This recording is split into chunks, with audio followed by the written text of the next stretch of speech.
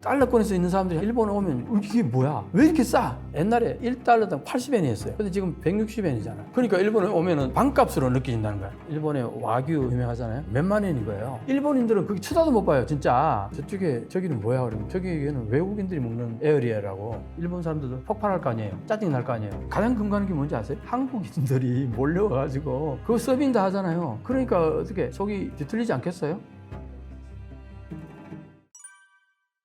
한국에는 일반인 개미 투자가들이 엄청나게 많잖아요. 그러니까 한마디로 말해서 한국의 주식이 화랑이 되면은 그게 일반 국민들의 이익하고 직결되는 거예요. 투자자들이 많으니까. 그런데 일본은 보세요. 일본은 이게 니케이 평균하고 뉴욕 다우지수 추이를 이렇게 그래프 그려놓은 건데, 이때 89년도 마지막 버블이 꺼지기 전에 그때가 4만 엔 정도까지 조금 못 미치는 데까지 갔단 말이에요. 그랬다가 최근에 그때 최정상에 갔던 그 시기까지 이제 왔다. 최근에 넘어섰다. 이런 얘기 했었잖아요. 그러니까 이게 몇 년 만에, 거의 30년 만에 옛날에 위치로 온 거예요. 굉장히 난리 났다. 엄청나다. 막 그랬잖아요. 엄청나게 부활한 것 같죠? 자, 이 그래프를 한번 볼 거예요. 이 그래프를 보면요.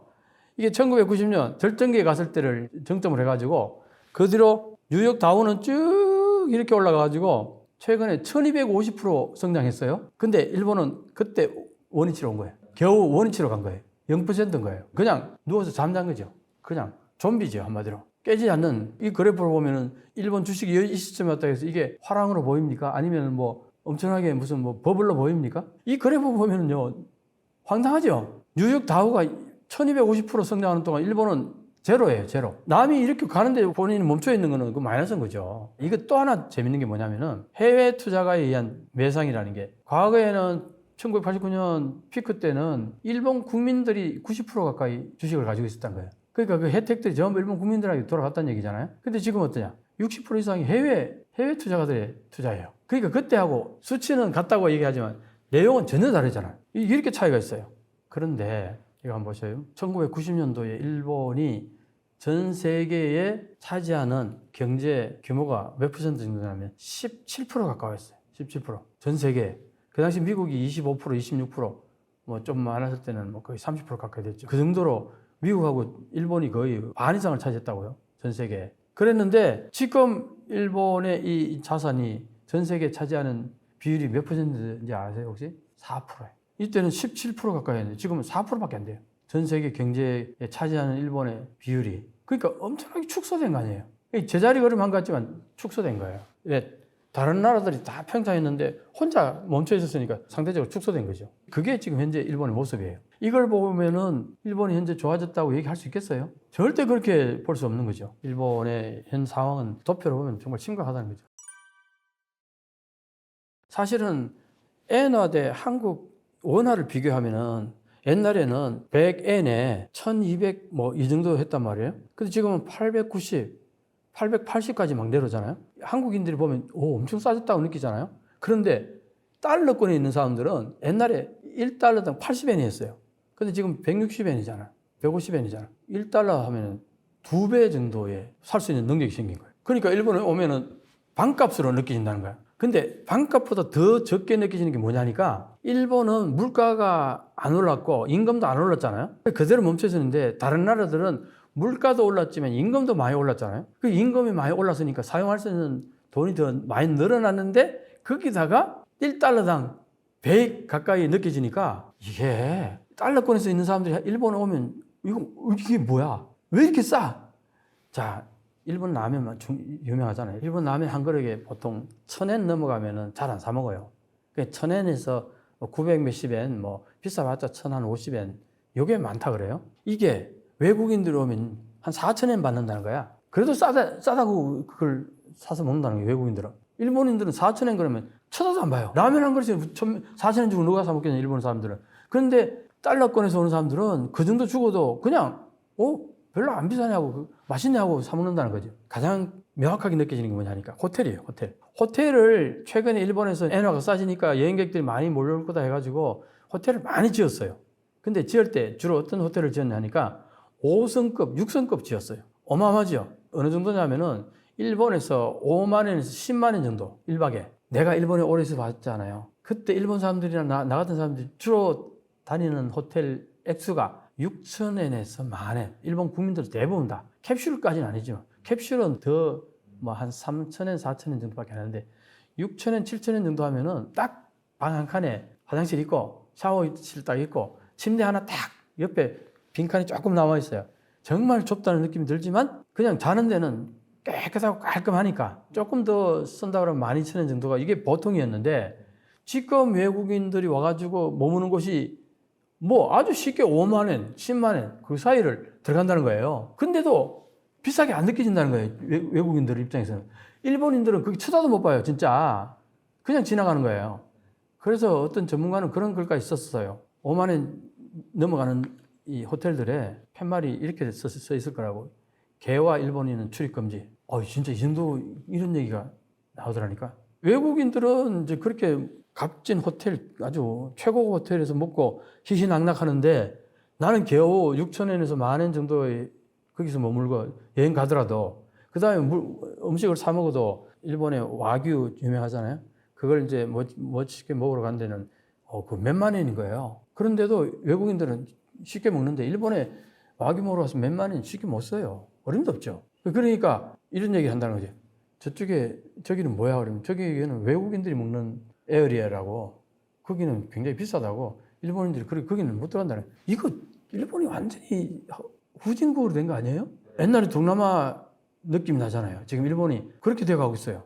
어떤 글을 봤더니 필리핀 여행객이 일본에 와가지고 물건 싸다. 우리보다 더 싼 것 같다고 그런 얘기를 했어요. 필리핀 여행객이. 이게 지금 현재 일본의 현실이고 그러다 보니까 여행객들이 그렇게 몰려오는데 엄청나게 인원이 많잖아요. 그걸 서비스를 해야 되는데 노동력이 부족한 거예요. 그러다 보니까 호텔에 이제 예를 들어서 200명 정도 수용 인원이라 그러면은 서비스 할 노동력이 부족해가지고 100명만 받아들인다는 거예요. 그럼 나머지 100명이 몸을 비워둔다는 거예요. 빈 방으로. 그 대신 요 100명 받아가지고 과거에 전체 운영하는 금액을 뽑아낸다는 거예요. 그럼 어떻게 돼요? 숙박비가 배로 올라가겠죠. 그렇게 해서 외국인들한테 받는다는 거예요. 이중 가격 하는 거죠. 완벽하게 이제 이중 가격 하는 거예요. 여기에 대해서 이중 가격 하는 것에 대해서 일본에서 지금 찬반 양론이 계속 나와요. 논쟁이 되고 있어요. 근데 지금 초창기니까 그렇지 조금 더 지나면요. 이중 가격제 당연하게 받아들일 거예요. 일본은. 그렇게 되는 거죠.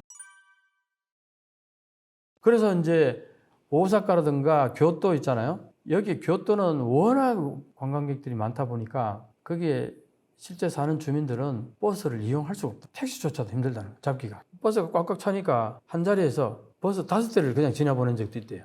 거기 사는 주민이. 버스 타려고 기다리다가. 야, 이 정도 되니까 이게 심각하지 않겠어요?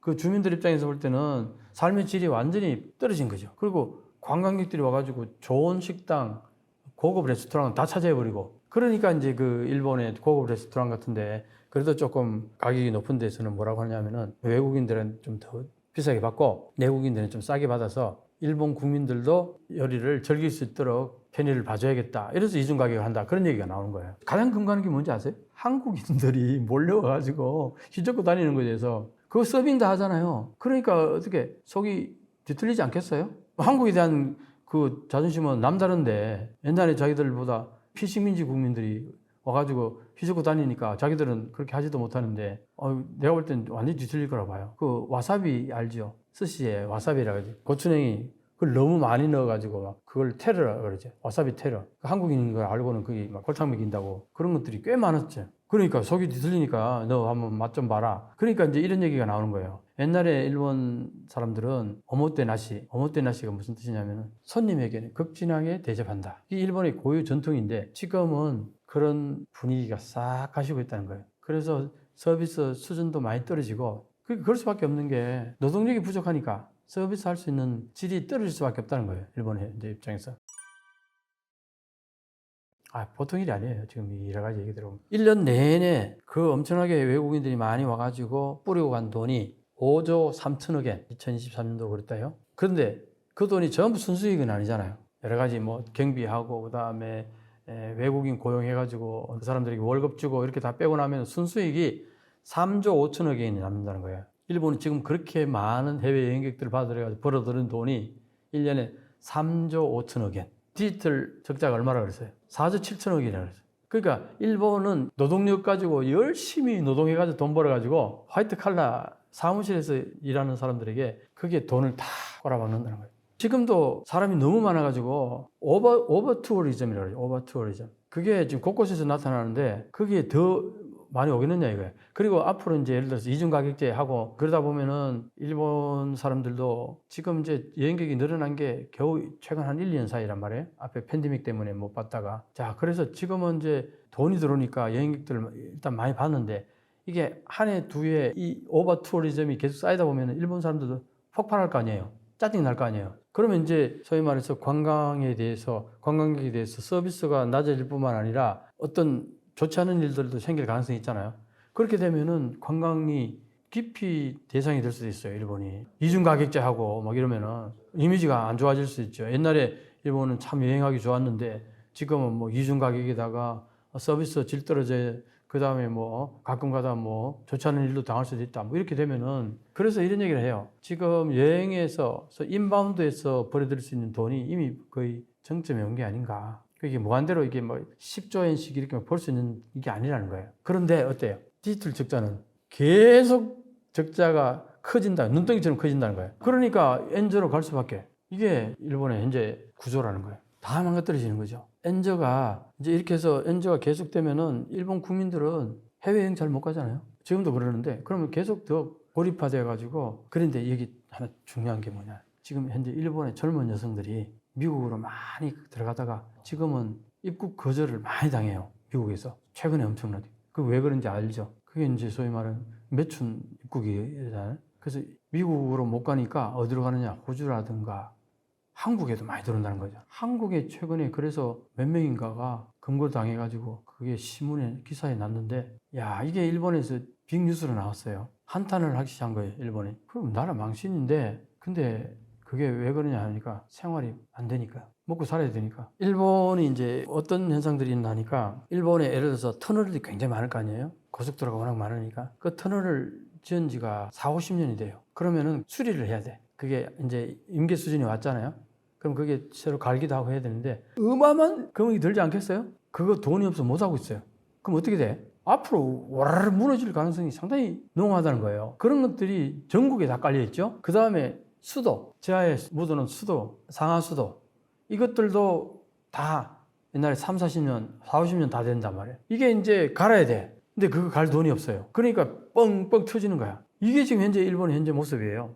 당연히 해줘야 되는데 돈이 없다니까? 그러니까 일본 정부가 빚이 265%나 되는데 그런데도 지금 계속 그 국채를 찍어내면서 돈을 엄청나게 쏟아내잖아요. 예를 들어서 일본의 1년 예산이 105조, 110조 엔이었다가 최근에는 140조 엔 정도씩 늘어났어요. 한 30조 엔 늘어나가지고. 이제 매년 예산을 써야 되는데 세수가 70조 엔 채 안 돼요. 그럼 나머지 거의 다 국채로 매년 그게 쌓이는 거잖아요. 그 빚이라는 게. 이런 상황에서 방금 같은 그런 돈 들어갈 때가 많잖아요. 그리고 일본 또 재난이 얼마나 많아요. 지진이라든가 태풍이 와가지고 막 그게 돈 쓸 일이 엄청나게 많다고요. 이런데 돈 다 써야 되는데 야 그러니까 옛날에는 내가 유학할 때는요.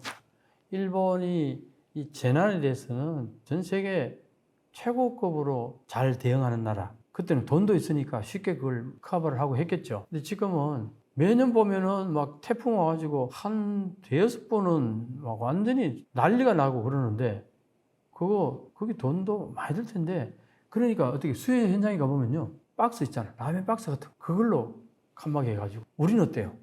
우리는 개인 텐트 있죠. 그걸로 다 해주잖아요. 그러면은 그 안에서 얼마든지 개인 프라이버시도 다 커버가 되고 그 안에서 좀 따뜻하게 할 수도 있는 거고 그렇잖아요. 근데 일본은 그 넓은 거기다 종이 박스 같은 걸로 그러니까 거기는 뭐 개인 프라이버시도 가려지지도 않고 완전히 그게 지금 현재 일본의 모습이란 말이에요. 그걸 보고 있으면은 얘기하자면 또 한이 없어요. 일본의 예를 들어서 학교 급식 같은 거 보면요. 사진들 보면요. 황당해요. 한마디로. 빵 하나 있고 뭐 주스 하나 있고 뭐 아니면 밥이 나올 때는 조그마한 고기 있잖아요. 그거 한 2개 넣고 그다음에 채소 조금 하나 넣고 뭐 그런 게 다예요. 국 하나 있는 정도로. 그거 보고 있으면은 일본인들이 왜 요즘 키가 작아지는지 이해가 가요.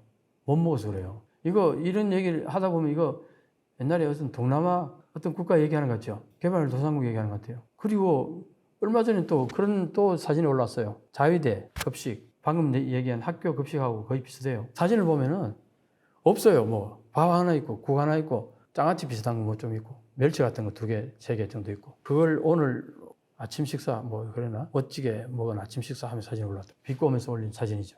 그런 게 너무 많으니까 야 진짜 일본이 지금 어디로 가고 있냐. 내가 이런 얘기 하면요 다 댓글들 보면은 일본은 아직 그런 나라가 아니다. 뭐 해외 자산이 얼마나 많은데 또 뭐 지금 우리나라 뭐 소재 부품 장비는 다 일제 쓴다. 뭐 이런 얘기들. 아니 그래서 내가 진짜 그 얘기 좀 하고 싶은데 일본의 소재 부품 장비 좋아요. 좋은 거 알아요. 그런데 한국 정부가 그걸 써요. 왜 쓰겠어요? 싸고 좋으니까 쓰죠. 이거예요. 싸고 좋으니까 쓰는데 그렇다고 해서 그게 뭐예요? 예를 들어서 피카소 그림 있죠? 피카소 그림을 그리면은 거기에 물감하고 붓하고 팔레트하고 물감, 팔레트, 붓이 엄청 좋은 거예요. 일제에. 근데 피카소 그림은 어느 게 가치가 있는 거예요? 그림은 수억도 할 수 있는 거 아니야. 근데 이게 붓은 아무리 좋아봐야 가격이 한계가 있는 거예요. 물감도 아무리 좋아봐야 한계가 있다고. 이걸 비유를 하면은 금방 알아들을 거예요. 일본 소재 부품 장비를 사용해서 완제품을 만들어 그걸 10배, 100배 가격을 받아서 우리는 판단 말이에요. 그럼 어느 게 더 장사가 남는 거예요? 그러니까 한국은 지금 일본의 소재 부품 장비를 가져다 써가지고 엄청나게 잘 나가는 LG전자, 삼성전자 전 세계를 석권하는 가전제품들, 그 다음에 반도체도 그렇고, 그 다음에 조선업은 뭡니까? 조선업도 세계 톱 아닙니까? 중국한테 뭐 전체 양으로서는 밀릴 때도 있고 하지만 중국은 돈이 얼마 안 남는 벌크선 같은 거, 덩치만 크지 사실은 부가가치는 별로 없잖아요. 그런 배들 주로 그 용적수가 많은 거지. 한국은 LNG선이라든가 뭐 암모니아 운반선이라든가 이런 것들은 고부가가치 선박이거든요. 그 다음에 우리 군함들 얼마나 잘 만들어요. 한국이 만드는 군함 이지스함 같은 것들은 세계 톱이에요. 그러니까 우리는 그런 부가가치들을 그렇게 많이 남기는데 이런 얘기하면 꼭 일본 소재 부품 장비 얘기해요. 그거 그래 세종대왕함 하나 만드는데 일본의 부품 장비를 썼다 합시다. 그게 뭐 얼마나 된다고요? 부가가치를 치면은 예를 들어서 뭐 이지스함 한 대 부가가치가 그게 뭐 한 1조 뭐 이렇게 된다 치면은 그게 소재 부품 장비가 썼다 한들 그 가치가 얼마나 되겠어요? 그러니까 일본의 소재 부품 장비가 나쁘다는 얘기 아니에요. 좋은데 그게 전체적으로 규모가 최종 제품에 비하면 부분에 불과하다. 그 액수 전체 비교해도 얼마 되지도 않는다 얘기를 하는 거죠.